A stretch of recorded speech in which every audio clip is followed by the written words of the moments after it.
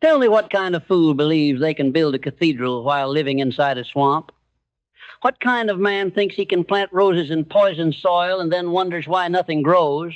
And yet, isn't this exactly what so many of us attempt every single day?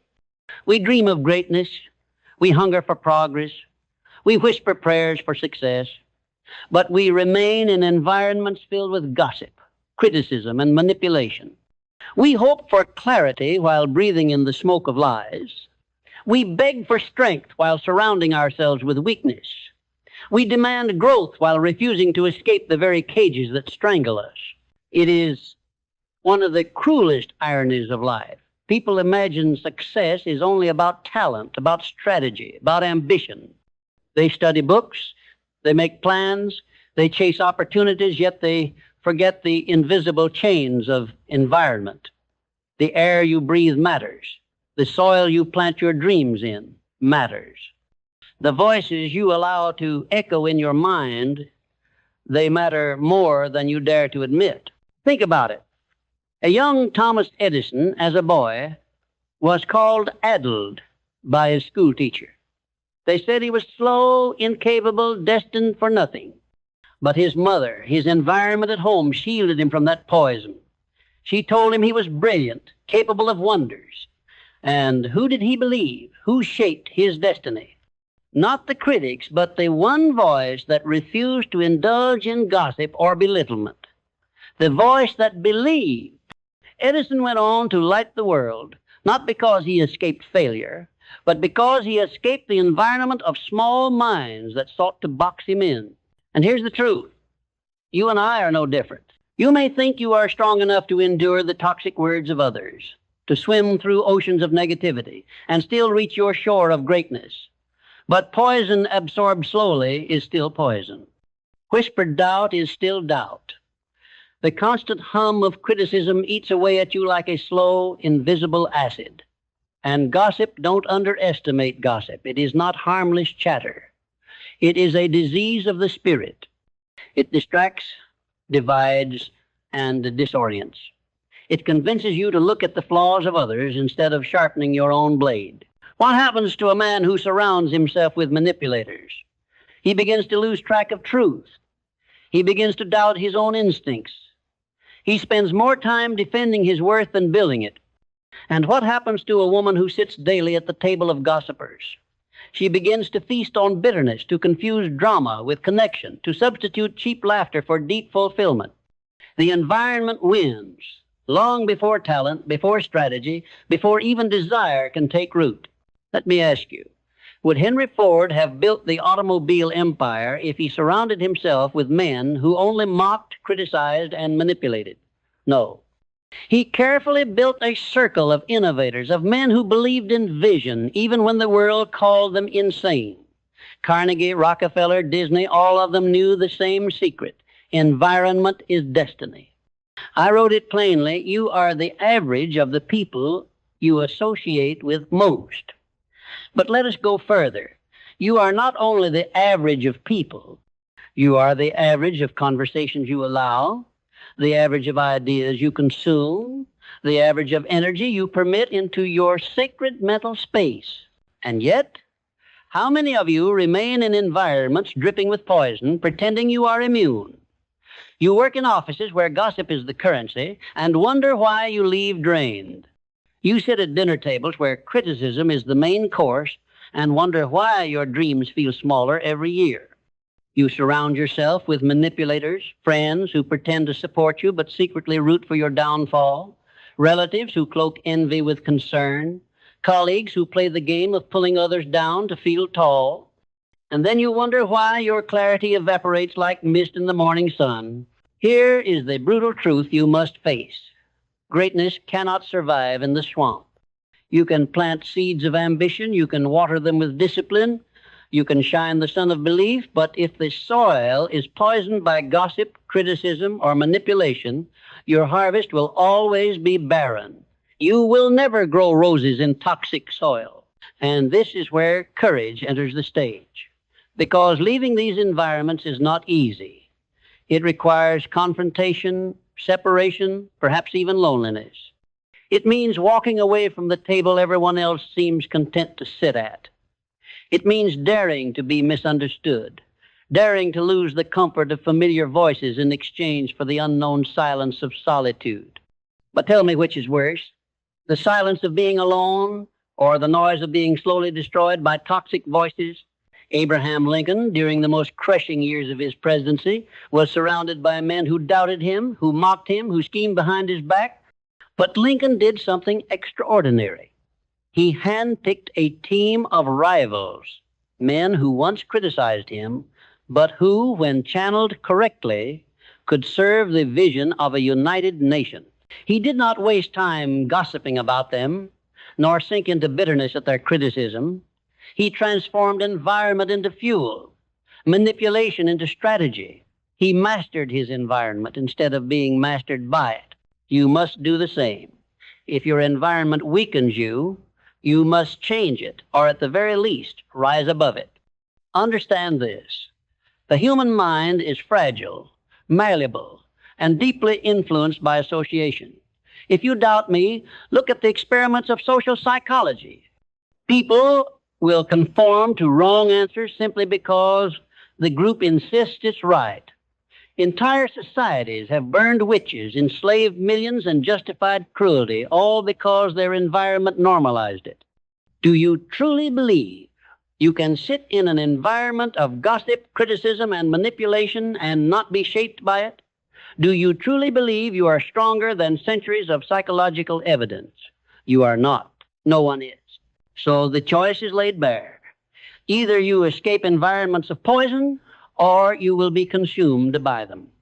Either you surround yourself with belief, clarity, and growth, or you will inherit the diseases of gossip, criticism, and manipulation.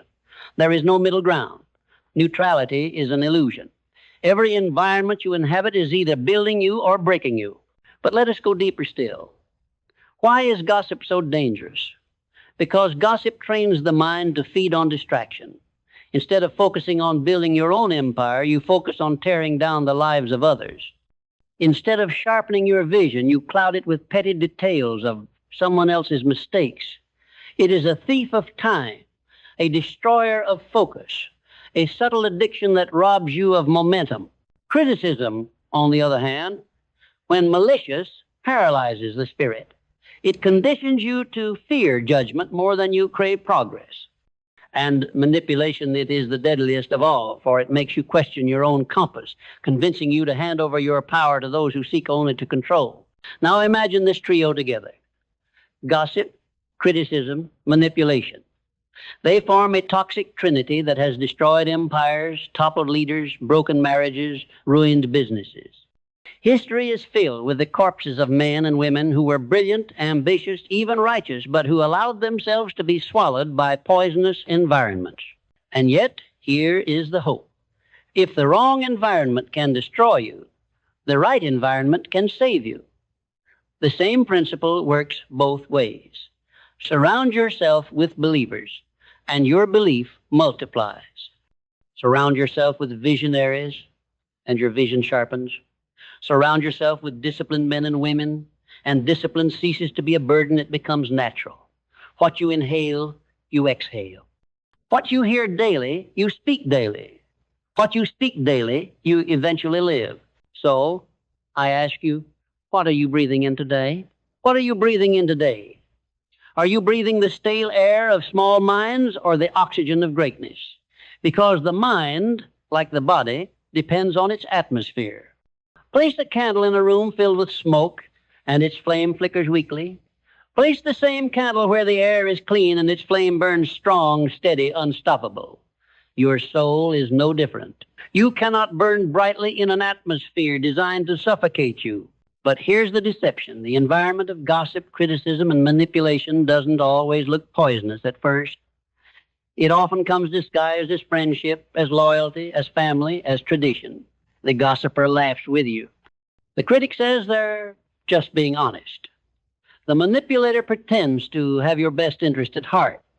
But beneath the surface, each one is draining your power, weakening your flame, pulling you quietly into mediocrity. That is why clarity must become your sword. Without clarity, you will confuse poison for medicine. Without clarity, you will mistake comfort for growth. Without clarity, you will think you're building a future, when in truth you're only wasting years in a swamp. Look at Elon Musk. Whatever you think of him, one cannot deny his relentless focus. Do you think he could have built Tesla and SpaceX while bathing in the environment of gossipers, of small-minded critics, of manipulators who told him to play it safe? No. He engineered his environment to be one of radical thinkers, of engineers obsessed with solving impossible problems, of people whose daily conversations weren't about who said what, but about what future could be built. That environment became his fuel. His flame did not flicker because he did not breathe smoke. And the same principle applies to you. If you want to rise, you must engineer your environment. If you cannot find believers, become one yourself. If you cannot find visionaries, devour the visions of great men and women in books. If you cannot find disciplined people, build discipline in solitude until it becomes your natural environment. Do not lie to yourself by thinking you can stay in poison and still thrive. No one plants oak trees in salt water. No one raises eagles in cages. Why should your spirit be any different? Let us speak of belief. Belief is the seed of all greatness, but belief cannot grow in hostile soil. Place belief in an environment of gossip, and soon you will begin to doubt. What will they say about me? What if I fail? What if they laugh? These questions drown the seed. Place belief in an environment of criticism, and soon the roots grow shallow. They don't think I'm capable. Maybe they're right. Maybe I should quit. Place belief in an environment of manipulation, and the seed is stolen before it even sprouts. You become so busy fighting for your identity that you forget to water your dreams. But place belief in an environment of encouragement, and it multiplies. Place it in the soil of faith, in the atmosphere of bold vision, and it becomes unstoppable. Edison failed thousands of times before the light bulb, but his environment of belief, his own relentless conviction, reinforced by his mother, and later by a circle of brilliant experimenters, ensured that failure became fuel instead of poison. So belief, like fire, requires oxygen. That oxygen is your environment. Without it, you will suffocate. With it, you will burn through mountains. Now let us speak of vision. Vision is the compass of the soul. It tells you where you are going, even when the path is dark. But vision, too, is fragile in the wrong environment. Surround yourself with gossip, and vision turns blurry. You are too busy watching others to see your own horizon. Surround yourself with criticism, and vision becomes timid. You shrink your dreams to avoid ridicule. Surround yourself with manipulation, and vision is hijacked. You begin building someone else's dream instead of your own. Walt Disney, had he listened to critics, would have abandoned the very vision that became Disneyland. They told him he was insane. They told him adults would never come to an amusement park. They told him his vision was childish, impossible, foolish. Imagine if he had listened. Imagine if gossip and criticism had been his environment. The world would never have known the wonder of what one man's clarity could build. But Disney did something most do not. He fed his vision with faith, surrounded himself with people willing to dream, and ignored the swamp of doubt. Vision requires silence. Vision requires protection. If you cannot shield your vision from gossip, criticism, and manipulation, then your vision will never leave the cradle. And the cradle is where most dreams die, not in failure, not in defeat, but in infancy, strangled by poisonous voices before they even have a chance to walk. And then, discipline. Discipline is the bridge between belief and achievement. But discipline cannot survive in environments where gossip reigns. Why? Because gossip trains your mind to chase distractions instead of staying on task. Discipline cannot survive in environments of criticism because you will quit too early under the weight of judgment. And discipline cannot survive in manipulation because every ounce of your focus is stolen by the schemes of others. Andrew Carnegie, the steel magnate, knew this well. He surrounded himself with disciplined men who were relentless in pursuit of efficiency and progress. His empire was not just built on steel, it was built on the environment he created where men were focused on the mission, not on tearing one another down. That environment became the breeding ground for discipline, and discipline became the engine of fortune. Now, let us turn the lens inward, because it is easy to point outward at the gossipers, the critics, the manipulators. But what about you? Have you become the environment of poison for someone else? Have you spoken words of gossip that killed another's belief? Have you delivered criticism not to build but to wound? Have you manipulated, even subtly, to gain control instead of giving encouragement? If so, you are not only drinking poison, you are serving it. And a life built on poisoning others cannot be a life of greatness. Greatness requires purity. Purity of intention, purity of conversation, purity of association. That does not mean perfection. It means alignment. It means you commit to being the environment that builds, not the one that breaks.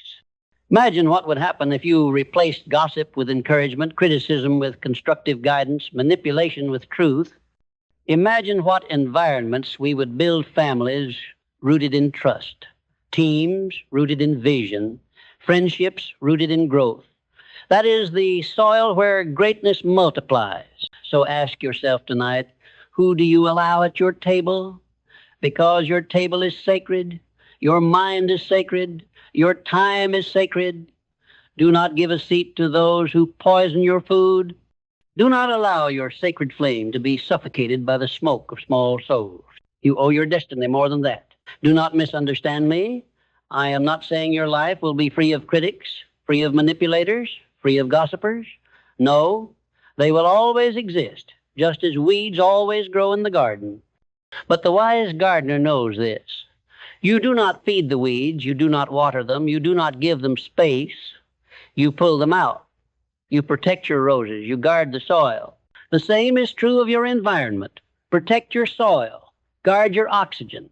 Surround yourself with people who remind you of your greatness, who sharpen your vision, who call forth your discipline. That is not weakness. That is wisdom. And wisdom, when practiced consistently, becomes power.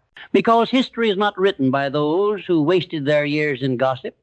History is not made by those who spent their energy criticizing. History does not remember the manipulators. It remembers the visionaries, the builders, the believers. And every single one of them learned the same truth. Your environment is not neutral. It is either your greatest weapon or your silent assassin. So choose wisely. But what happens when you cannot escape? What if your work demands that you sit among gossipers? What if your family itself has been infected with criticism? What if your circle of life seems woven with manipulation? Do you surrender your destiny? Do you fold under the weight of your circumstances? No. This is where resilience enters resilience, the iron shield of the soul. The ability to endure poison without letting it seep into your bloodstream. Resilience is not denial. It does not pretend the swamp is a garden. It recognizes the swamp for what it is and chooses not to sink. Resilience means you carry your own oxygen. It means when the air is filled with smoke, you breathe deeper from the lungs of your own belief. It means when gossip flies like arrows, you refuse to pick them up and throw them back. It means when criticism tries to break you, you bend, but you do not shatter. Think of Abraham Lincoln again, besieged by critics, tormented by enemies, mocked by newspapers daily. Yet his resilience kept him steady, his vision intact, his heart set on preserving the Union. Or think of Nelson Mandela, locked in a prison cell for 27 years. His environment was one of concrete walls, harsh guards, and hopelessness. Gossip swirled outside his cell about his irrelevance. Critics declared his fight dead. Manipulators worked to erase him. And yet inside that cell, resilience built an unbreakable fortress. He chose not to inhale the poison. He created his own inner environment. And when he walked free, he carried not bitterness, but strength. That is the lesson. If you cannot change your external environment immediately, you must master your internal one. You must cultivate resilience so fierce that no gossip can pierce it, no criticism can shrink it, no manipulation can sway it. Your environment may be a storm, but your mind can remain a lighthouse. Adaptability is resilience's companion. Resilience endures, adaptability transforms. Resilience says, I will not break. Adaptability says, I will bend and still win. Look at Henry Ford once more. His early attempts at building a car failed miserably. Critics mocked him. Investors withdrew. Gossipers laughed at his ridiculous horseless carriage. But Ford adapted. He studied what went wrong, adjusted his methods, restructured his approach. Resilience kept him standing. Adaptability kept him moving. Together, they birthed the automobile empire. Adaptability means you do not let poison dictate your destiny. You learn to use it. Criticism, when filtered through adaptability, becomes data. Gossip, when filtered through adaptability, becomes a lesson in human weakness you can outmaneuver. Manipulation, when filtered through adaptability, becomes a map of how not to live. In this way, the very poison of your environment becomes fertilizer for your growth. You no longer simply endure, you transmute.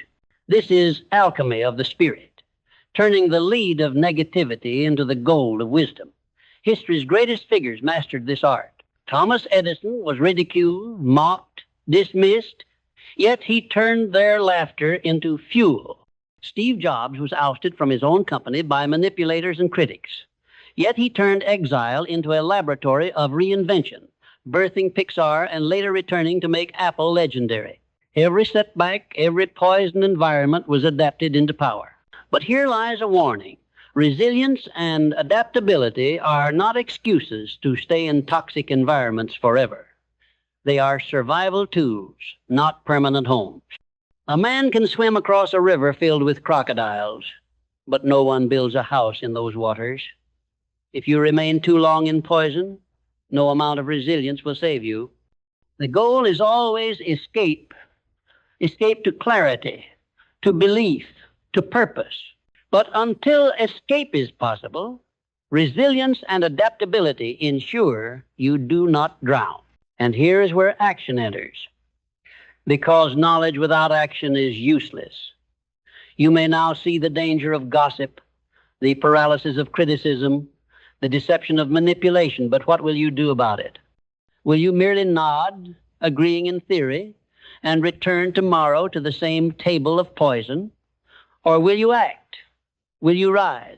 Will you remove yourself, even if it costs you comfort, even if it costs you approval, even if it costs you relationships? Action is the only proof of belief. Without action, belief is fantasy. Without action, vision is a dream. Without action, resilience is merely endurance without reward. The men and women who carved their names into history did so not because they understood, but because they acted. Andrew Carnegie acted. He moved from Scotland to America, surrounded himself with builders, not gossipers. Henry Ford acted. He shut out the laughter of critics and built factories. Edison acted. He endured thousands of failed experiments, but kept moving. Mandela acted. He walked out of prison and turned his resilience into leadership.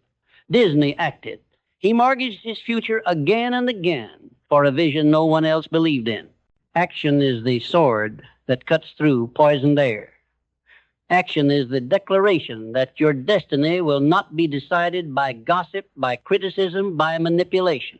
Action proves that your environment does not own you. You own your response. But action requires discipline. Discipline is the guardrail that keeps action consistent. Without discipline, action is a burst of firework bright, but gone in seconds. With discipline, action becomes a roaring furnace, burning for decades.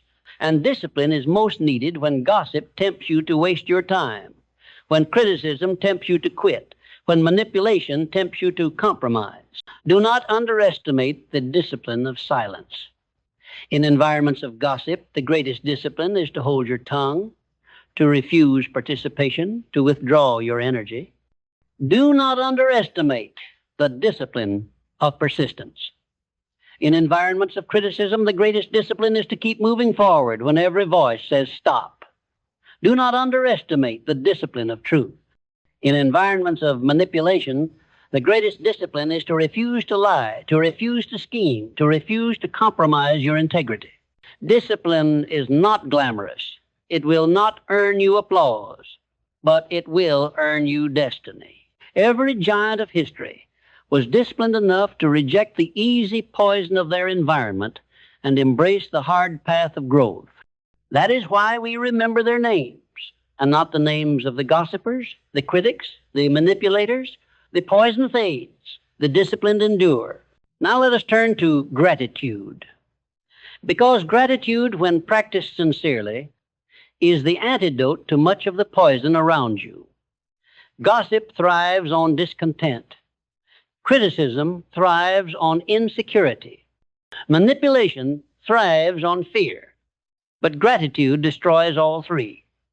When you are grateful, gossip loses its charm. Why waste time discussing others when you are too busy appreciating the gift of your own journey?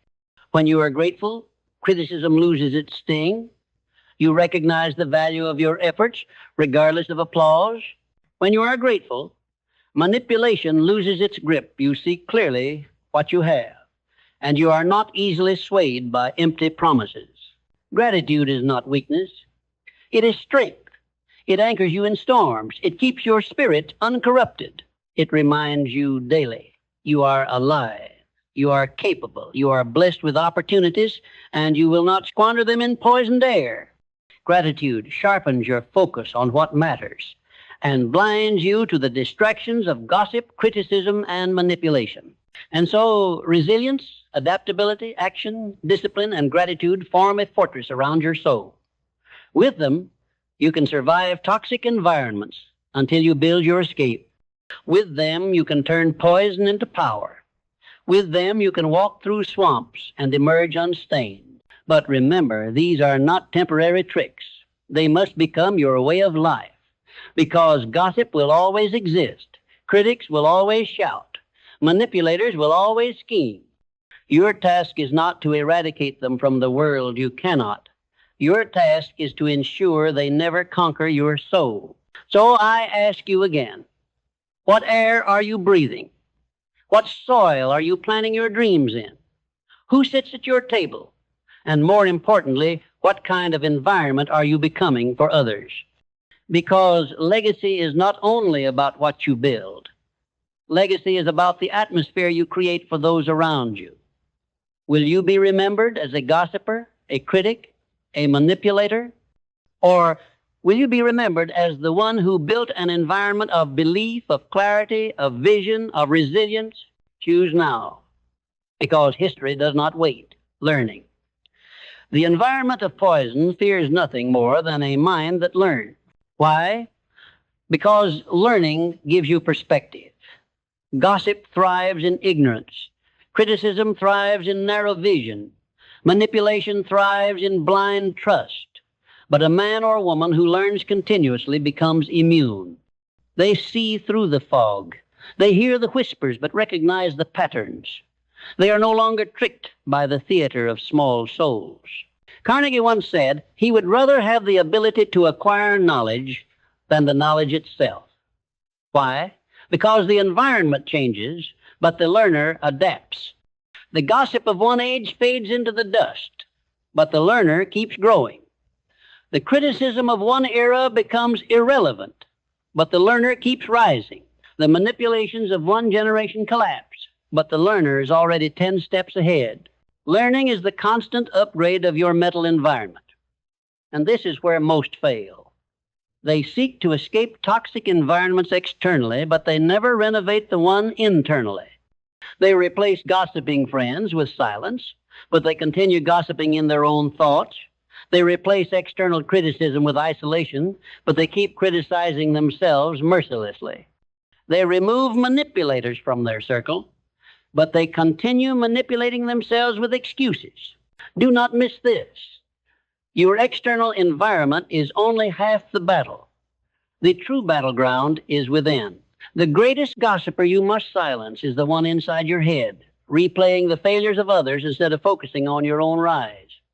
The harshest critic you must defeat is not outside. It is the internal voice whispering that you're not enough And the most dangerous manipulator you must expose is your own fear, convincing you to settle for less, to betray your own destiny in exchange for comfort. This is where mental sovereignty becomes essential. Sovereignty means rule, authority, mastery. Mental sovereignty is the mastery of your own thoughts, the refusal to be colonized by the voices of others. It is the discipline of deciding what you think, what you believe, what you pursue. Most people live as mental slaves. They breathe the poison of their environment until they cannot distinguish their own thoughts from the gossip they consume, the criticism they fear, the manipulation they swallow. But you must rise above. Mental sovereignty does not mean arrogance. It does not mean ignoring wisdom. It means filtering everything, every word, every idea, every criticism through your own compass. It means you decide. You choose what to inhale and what to reject. You are the king or queen of your inner kingdom, and you do not allow foreign invaders to seize your throne. This is what I meant when he said that thoughts are things. He did not mean vague fantasies. He meant that the environment of your mind produces tangible results in your life. If your mind is filled with gossip, your life becomes distracted. If your mind is filled with criticism, your life becomes timid. If your mind is filled with manipulation, your life becomes enslaved. But if your mind is filled with belief, with vision, with gratitude, with discipline, your life becomes unstoppable. And yet so many abandon the throne of their own mind. They allow gossip to reign. They allow criticism to dictate. They allow manipulation to legislate. No empire in history survived long when its throne was captured by enemies. Why do you think your destiny will be different if you do not guard your mental sovereignty? Guard it fiercely. Guard it daily, because the battle never ends. Now, let us return to purpose.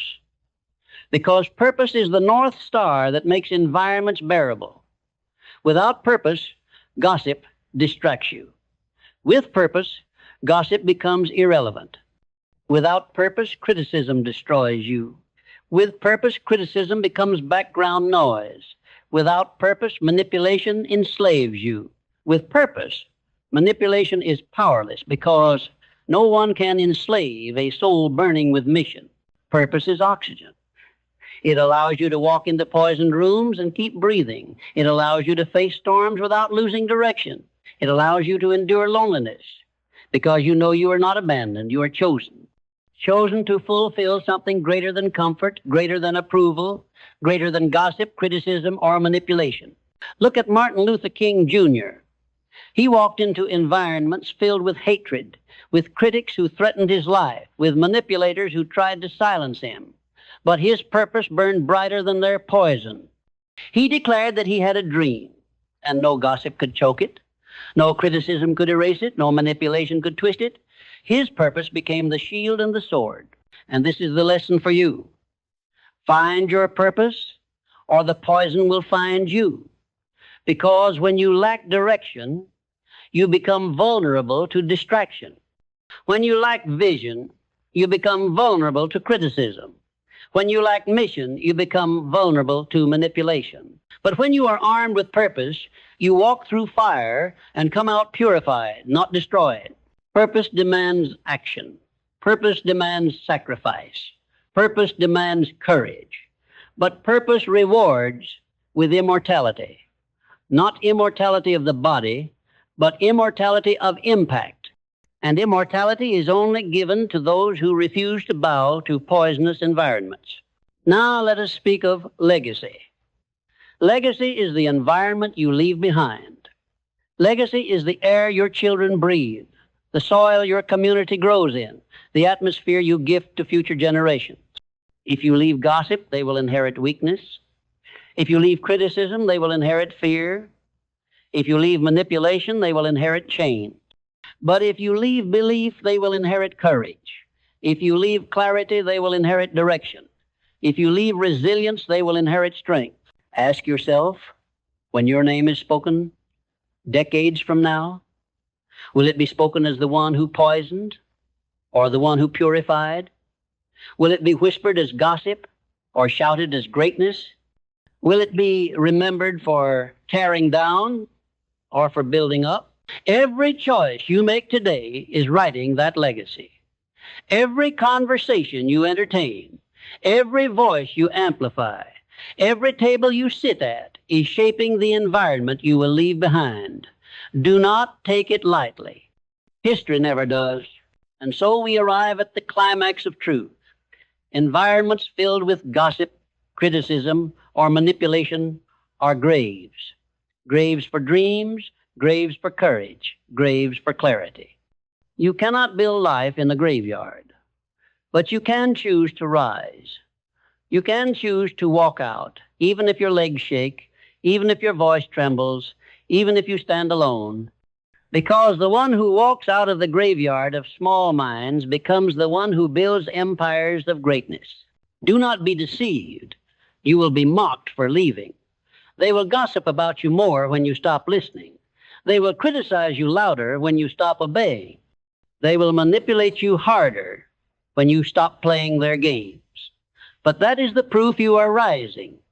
That is the sound of chains breaking. That is the signal of transformation. And once you rise, once you breathe the oxygen of belief, once you plant your dreams in fertile soil, once you surround yourself with visionaries, with disciplined builders, with resilient souls, then nothing can stop you. Not failure, not fear, not time itself. Because environments shape destinies. And you are destined for more than gossip, more than criticism, more than manipulation. You are destined for clarity. You are destined for purpose. You are destined for greatness. So breathe deeply now. Inhale believe.